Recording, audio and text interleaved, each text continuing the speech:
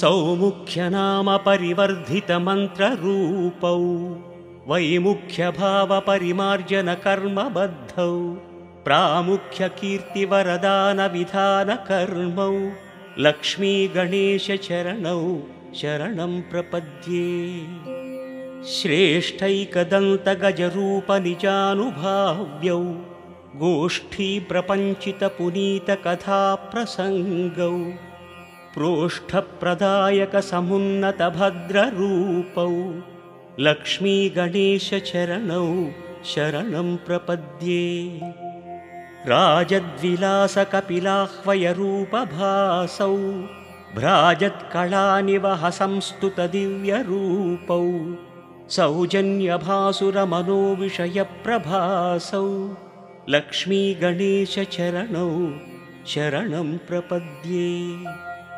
विभ्राजदात्मगजकर्णिकया सुवेद्यौ शुभ्रांशुसौम्यरुचिरौ शुभचिन्तनीयौ अभ्रङ्कषात्ममहिमौ महनीयवर्णौ लक्ष्मीगणेशचरणौ शरणं प्रपद्ये।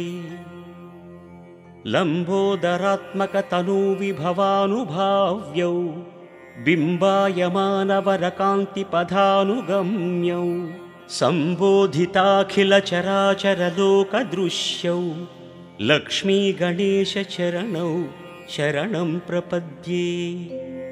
दुष्टासुरेषु विकटीकृतनैजरूपौ शिष्टानुरनचणौ शिखरायमाणौ सृष्टिस्थितिप्रलयकारणकार्यमग्नौ लक्ष्मीगणेशचरणौ शरणं प्रपद्ये। निर्विघ्नराजितपथौ नियमैकवेद्यौ गर्वापनेयचरितौ गणराड्विनोदौ सर्वोन्नतौ सकलपालनकर्मशीलौ लक्ष्मीगणेशचरणौ शरणं प्रपद्ये। गाणाधिपत्यपदवीप्रविभक्तदीपौ प्राणप्रदानकुशलौ प्रविलासभावौ त्राणोत्सुकौ निरतभाग्यविधानशीलौ लक्ष्मीगणेशचरणौ शरणं प्रपद्ये। प्रग्धूमकेतुवरनामविराजमानौ स्वाधीनकर्मकुशलौ समभावभाव्यौ बाधानिवारणचरणौ भवबन्धनाशौ लक्ष्मीगणेशचरणौ शरणं प्रपद्ये। ईशौ गणाधिपतिदिव्यपथानुगम्यौ राशीकृतात्मगुणभाग्यविवर्धमानौ आशान्तदीप्तिविभवौ सुकृतात्मदृश्यौ लक्ष्मीगणेशचरणौ शरणं प्रपद्ये।